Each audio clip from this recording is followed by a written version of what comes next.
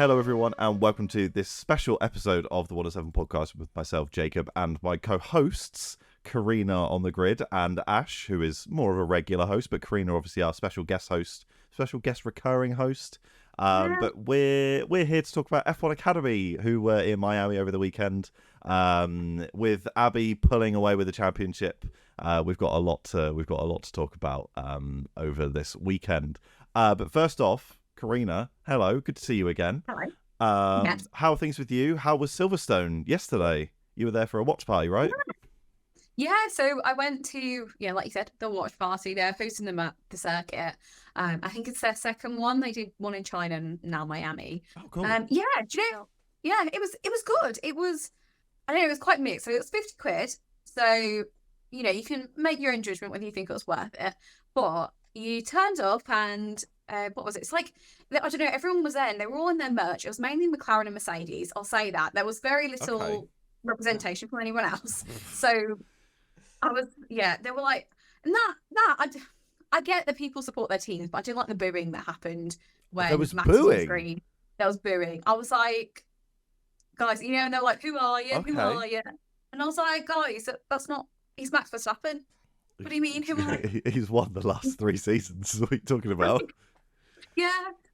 So I didn't love that. But anyway, Okay. Point is, that's not their fault. So they had, the food was good. And I was wading down, and that food, I was going plate after plate. I was making my money's worth out of that. Good.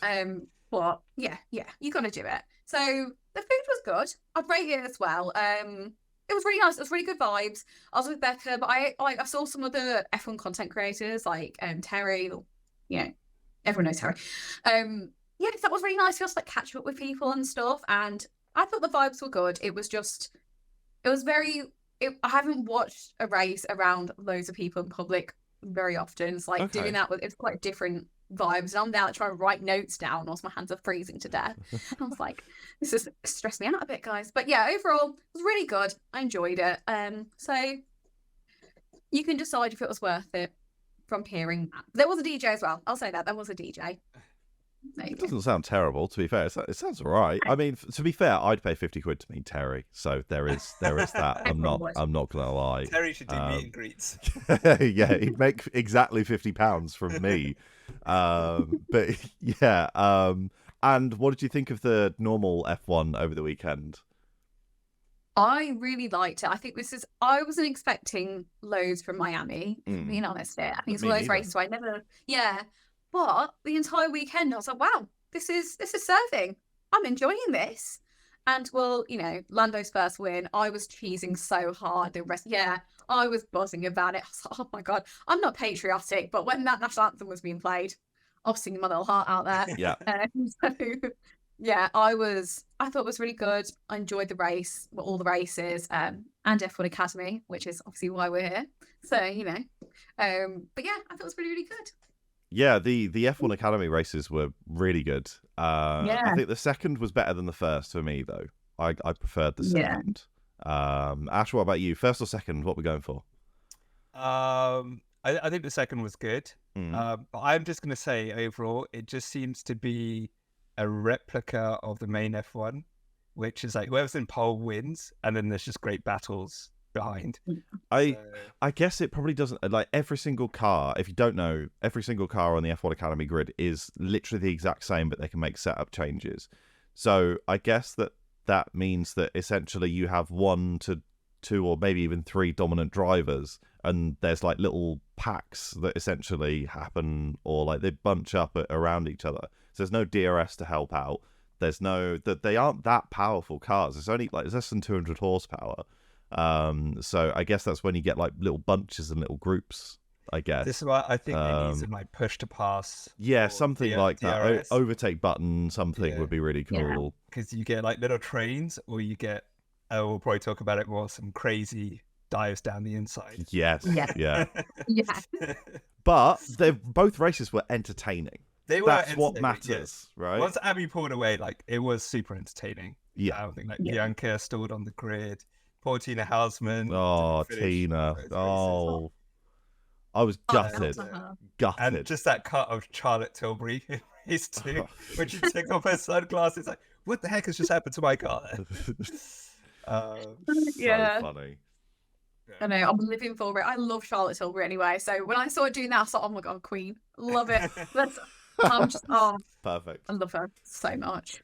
Yeah, it did seem like the whole race weekend, unless you're Tina Houseman, did just seem like vibes. Like the whole thing just seemed like everyone seemed to be having fun. Everyone seemed to be enjoying the racing and stuff like that. So, I will say we said it exactly the same, or I said it last time out. The commentators weren't all that. The commentators need some addressing. That wasn't particularly great. Yeah. But I don't know. I think it's the same commentators because I watched their F1 TV. It must be the same for Sky, right? Yes. Yeah. So yeah. Okay. So they weren't great. They were bad. So I think something like I remember they referred to Susie Wolf before, obviously saying she's literally the director, the head of everything going on. Oh, that's Toto Wolff's wife. There's a little bit of respect that needs to be had on her name, I think, a little bit. And there were a few other instances as well where it's just the commentary didn't exactly sell it for me. I think that needs looking at. I'm going to give him the benefit of the doubt. Okay. 2 races. It's kind of new. Yeah, fair, yeah. I will give them that. Yeah. I'm thinking, I don't know how much experience they have. Because I swear, what's his name? Is it Anthony King? I want to say something. The guy who was commentating. I don't know, because he's like in the Alpine Academy and all that. I don't know if he's had experience of it. So I was like, can benefit the doubt. I don't know. Yeah, I think there's definitely areas they can improve as well at the same time. We'll see what happens by the time we get to the end of this year. Yeah, hopefully it gets a lot better. But we will have to wait and see. But should we talk about race 1 then? We'll jump into race 1. I think obviously the biggest thing to happen was Bianca sort of stalling on the race start, which was gutting for me anyway. Yeah, but that obviously the recovery drive from her, I think Kareena, we were messaging on Instagram, like the recovery drive was really, really good from her. Was it 9 places she made up? Was it 9? Yeah. Something what like was it? that. She finished P7, P8. So yeah, it would have check been. in now because that was race 2. Excuse me. She finished P9. Yeah, she ended up finishing P9. But yeah, she did really, really well from essentially starting from pit lane. That's essentially what she did. Oh my God, I'm so sorry. No, she did. I was really impressed with what she did, and I was like, I was like cheering for her. I was like, "Go on, Bianca, let's like see you like do it." And I think she's had a decent weekend overall. But yeah, that race, it was good to watch that recovery drive, and she really did pull off a recovery drive. I mean, that was a decent stall. You know, the gap was pretty big. Yeah, it was big. Oh my gosh. But I think she overtook somebody like on the first lap purely because there was an issue.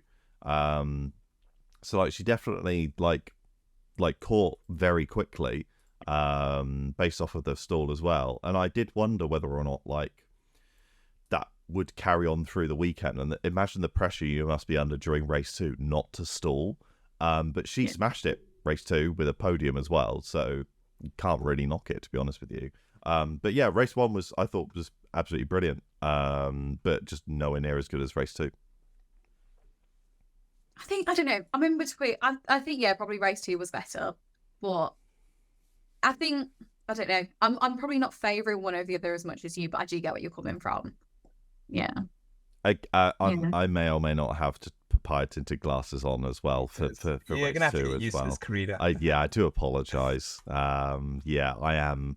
I'm not even going to hide it. I'm incredibly biased. I just am. It's fair though. You gotta be like, and hopefully a nice way. As long as you're wearing it on your chest, you know. Oh yeah, absolutely. I think I scream McLaren fan, so so it's fine. But yeah, I think that the story at the very least was obviously Abby quite literally ran away with both races, couldn't catch her at all, and I was a little bit not disappointed that Pan didn't really catch her, but I was expecting more. Was that the same for you too as well? I think after the last race where everyone thought Dorian was going to Dominated, yeah. And then Abby's dominated this weekend. Hopefully we should have a fight on our hands for the whole season between them two, and maybe who else knows? It could be another pole sitter for race 3. Yeah.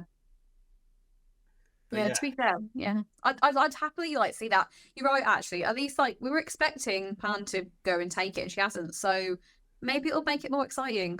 Maybe it will be Bianca. Who knows? Who knows? Yeah. But it does seem to be her and Abby Pulling just seem to be a little bit better than the rest. Obviously, Abby was P1 and P2 for the last set of races, and then obviously Dorian got disqualified, and it's P1 and P2 again, just reversed. So they seem to be selling themselves as the Max and Lewis of 21. I don't need that again. It's too much stress. And if anything, Alpine are being repped. They're getting some wins. Yeah. For Abby. Oh, did you see Haas were like, we got our first podium? I'm like, yes, you did, but that's not quite how I'd imagined it. But I mean, a win is a win as far as I'm concerned. So yeah, hats off to Haas's first podium. I mean, it's a Haas car. Yeah, it is a Haas car. Yeah. Yeah, that was. It's just silly. But I think that we have not too long until the next race. It's less than the gap of the last 2 races as well, which is nice. Because we're in Barcelona from the 21st to the 23rd of June. So that's the next F1 Academy race as well. So compared to the last gap, which was 2 months, this one's only 6 weeks. So only. Yay. Yeah. But yeah, going backwards as well, race 2, I was a little bit disappointed with Leah Block's performance in race 1, but she managed to pull it back a little bit during race 2, which is good as well. I didn't really have any other hugely notable performances other than those 2, though, to be honest with you. It was good to see, obviously, like I said, Leah not completely stumble and then manage to make a little bit of a recovery drive similar-ish to Bianca from race 1. But yeah, no, I think overall, like I said, the racing was good, and it's going to be interesting to roll through to the next few races as well. Yeah, I think the midfield, I noticed that Martin Nobles were being talked about quite a bit. They were, I don't know what was going on, but they gave a bit of drama, a bit of excitement both the races. Yeah. So I was like, go on guys, let's hear it. I'm here for it. Yeah. And also I was hearing the team radios and I was like, I think it's quite sweet that they're encouraging them to try a bit harder as well. Yeah. So I'd say them 2 as well. I'll give them a bit of a shout out. But yeah. Okay, I know we've said it, but I do feel bad for Tina. When I saw her cry, you could tell that she was crying, and I was like, oh my God. Yeah, that's just, it really was a weekend to forget. And like I said, hopefully she'll bounce back in Barcelona in a few weeks. Yeah. 1 race is tough. 2, yeah. Oh, mate, horrible. Oh. Absolutely horrible. Yeah, properly rough. And one other thing, actually, I did like that not Alpine, Jesus Christ, I'm sick, I'm so sorry. But RB, they had the special livery for F1 team. So they updated the livery for F1 Academy. So hats off, because I really appreciated that. That was really nice. I like that they came well prepared and uniform for all of their cars that weekend. That was a really, really nice touch. Yeah, and it was a nice livery as well. Oh yeah, really nice as well. Much better than the Ferrari one. Sorry, Ferrari, but sorry. But I am glad that they didn't change the F1 Academy one to that one as well. Yeah. Yeah. No, thank you. But yeah, I don't really have anything else from me, to be honest with you. Ash, was there anything from you? I'm glad I caught you mid sneeze. No, quickly mute myself. No, I think just Bianca Bustamante had a great performance over the weekend. Yeah. Considering the first races at Jeddah wasn't her best, caught in a few incidents. Yeah, interesting to see what's going to happen with Abby pulling Dorian Pin. Yeah. And with Lola Lovinfoss with that dive down the inside. Wow. What was that? I don't know. I think that's just like frustration, just being stuck. This is where maybe DRS or a system like that could help, but she just went for it. And then, I mean, at least the V card was on screen to show off that livery for True. Yeah, there is that. Yeah. I mean, I quite like the fact, speaking of Lola, I liked the fact that we had Hilfiger and Charlotte like both being there. Yes, that was really nice. Yeah. I'm like, we need to see the sponsors there. And I don't know, I feel like that brings a bit more to it in a way. I don't know. It's someone on there. You need attention. It definitely does. Also, let's be honest, if you're spending, I've no idea how much a team sponsorship costs for F1 Academy, but if I'm spending like, let's say $2 million, I don't know, I'm pulling a number out of nowhere, bear with me. It's the Jack Daniels talking. But if I'm spending $2 million on a car, I'm going to come and see it. So, like, I think that it's really, really nice that it was also nice seeing the other team principals and other team representatives up and down the grid come and support the series as well. That was really, really nice too. But yeah, like, brilliant that they come out and actually seen, like, they've put their money where their mouth is. They've come and seen the cars that they're sponsoring. And Charlotte Tilbury also waving the checker flag for, she did it for race 2. I can't, but did she do it for race 1 as well?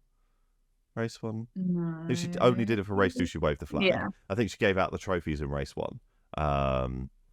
But yeah, like, that was a really nice touch as well. I really appreciated that. That was really, really cool. Yeah, I like it. I think we need more of that. I was talking like to someone about it, and I was saying that's what we need. We need more eyes on it, and also, I don't know, a bit of a, I should throw it in now, but like, what are your thoughts about the docuseries coming out? Oh yeah, really cool. Really like that. That should be fun. That should be really nice to see. Yeah. That should have the same impact, hopefully, as Drive to Survive did for, because I think one of the things that I've noticed over the weekend was it wasn't advertised as much as race 1. Like, as Jeddah, there was like the big high F1 Academy. Yeah. And there's absolutely nothing that I saw, like no notifications, nothing from like other commentators. There's just nothing. Like, if you didn't know, you wouldn't know there was races. But I've just seen some news that Lola Lovinfoss has fractured her right wrist. Oh damn. Yeah, so she's taken to hospital yesterday. She's out. So we were talking about mythical drivers in the other podcast. So like Lando hurt his nose, and Carlos hurt his his appendix was taken out, and they won races. So maybe could have like a mythical F1 Academy driver. If Lola wins next race, that's it. It's real. Yeah. But yeah, hopefully she gets well soon. Broken right wrist. Ouch. Yeah. Ow. That can't be fun. Well, she's got 6 weeks to recover. So it takes about 8 weeks to heal. Oh well, there we go. Then she'll be fine. She's an athlete, so she'll probably heal a lot quicker than that. She has like access to like the best doctors and all that. Yeah, exactly. Fingers crossed. Fingers crossed. She's back in the. I just hope Barcelona is promoted. I think that's the thing. They need to promote it a lot more. I think I didn't hear nothing about F1 Academy. Me neither. Not even on like Instagram or anything like that. There was absolutely nothing, which is a bit of a shame. I did see one post where it was talking about Abby Pulling winning, I think, and it was like a cross post between like Alpine F1, F1 Academy, and F1 and Abby Pulling, and the comments were horrible. Like, nobody wants to see this and stuff like that. Like, it was bad. Somebody should have been monitoring those comments a little bit closely. And deleting, like, don't get me wrong, like, maybe don't delete all of them, but delete some of them. There were some quite horrible ones. That disappointed me a little bit. So there was a little bit of promotion, but apparently it did go down very well. So, but hopefully when they're in Europe, back in Spain, I said back in Spain, but when they're in Spain and Europe, hopefully things will be a little bit more positive, a little bit easier promoted and stuff like that, and a bit more eyes on. Let's hope for that anyway. Yeah, because I didn't see much about it. I was like, I knew what the times were in Miami, but I was really struggling to find the times in the UK. Local I don't time. know why. Yeah. I was like, how am I meant to know when this is going on, guys? I think I only saw it because I want to say like Lizzie reposted it, and then she put it on her story, and I was like, oh, I'm okay. I can know from there and do my own calculations. But I think I saw more about their promotional stuff. I swear they did like a Pilates class with Charlotte Tilbury, F1 Academy, something like that went on. That's what I saw more about than the actual race. I know. So I was a bit baffled, a little bit confused. That's odd, but yeah, sure, okay.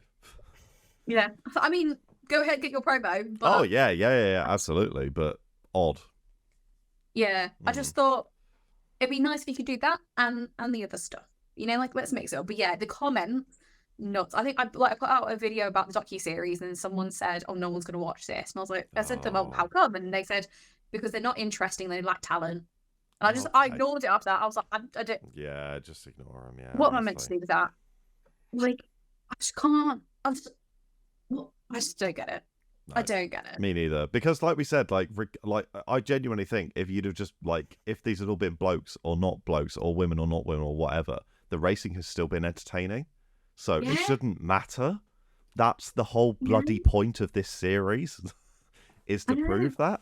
So yeah, it's really disappointing to see bits and pieces like that. I did also, out of interest, I had a look, and we're mostly done. I'm talking about racing now, so if you want to go ahead and rate the podcast, whatever, you crack on. But I did see, I had a look. I was like, oh, let's see if there are any F1 Academy based podcasts or anything like that. There were 2 on Spotify. Not a lot. Other than us, and obviously we're not specifically for F1 Academy. That was it. Like, it doesn't seem like there's much outside of like the actual world itself that seems to be trying to get this off the ground or anything like that, which is just such a shame. It just is a shame, for me anyway. Not the best. But hopefully, like I said, this is obviously only the first proper year of doing it, being broadcast publicly and all that stuff. So yeah, fingers crossed. Obviously, as the year goes on, it gets a bit bigger and better. Maybe they tried not to promote it so much this time round to see what the numbers would be without them pushing it. Sounds a bit stupid, but you never know. I don't know. But I'm trying to clutch at straws. They still push Formula One. Yeah, true. But yeah, I don't know. It just, not seeing much advertising for it was just, odd and a bit of a shame. But there we go. Yeah. I'd like to see them do something similar to what like Formula E are doing, where they're trying to engage with content creators, because I think that could help to push it. Yeah. And it's not like they're going to have to pay big bucks, because it's not, it's not a big influencer like F1 works with. But absolutely. Because I can't keep up with making content for absolutely everything under the sun. No. But so I don't put it out loads, but when I do, I can. But I'm guessing other content creators are the same. Of like, if there was a bit more being able to show other stuff, it'll be easier to make content about it. So it's also, for me, it's a really odd thing. So like, I remember last year there was like in COTA, they asked like loads of like beauty and like fashion and lifestyle influencers to do like hot laps and stuff like that at COTA. And I feel as though those are the sorts of people you should be working with for this series, because you're being like, obviously the target demographic for typically, obviously for those like lifestyle and stuff like that accounts and audiences is obviously the target audience that you want for F1 Academy. So surely that should also be something that you should be working with as well. Like, that makes more sense than what they're trying to do, or what they were trying to do back last year in COTA. So yeah, like I said, hopefully they can just get some more eyes and ears on the sport, especially as it's free to watch on YouTube. And the racing is good. The racing is good, and it's free. Why aren't people watching it? It's because no one knows about it. Yeah, because you're not promoting it. Yeah, Susie. But yeah, we will go ahead and end it there. I don't really have, unless anyone else has anything else to bring up around F1 Academy. No, I'll check my notes. No. Cool, awesome. No. Yeah, all right. We will end it there. But thank you for everyone for listening. We will be back at the end of June to talk Barcelona, F1 Academy Barcelona, and yeah, obviously Kareena will be joining us again. If you haven't already, please do go and check Kareena out on socials, on TikTok and Instagram. I believe those are your two main things. You do YouTube as well? YouTube Shorts, I something wish. like that? I'm starting to think I should. I'm like, the algorithm's really hacking me off right now. I'm like, let's get Yeah, somewhere they've else. changed for Instagram recently, and like some of our reels aren't doing as well anymore, and it's bloody annoying. Same. Yeah, so maybe YouTube is the way forward. But yeah, go ahead and check Kareena out, and obviously, of course, while you're there, go ahead and follow and support this podcast on your preferred podcast platforms. But we will leave it there. Thank you everyone for listening, and we will see you in June. Yeah. See you in Barcelona. See you guys then. Cheers, everyone, and thank you, Kareena, for joining us. Thanks for having me. Cheers, everyone.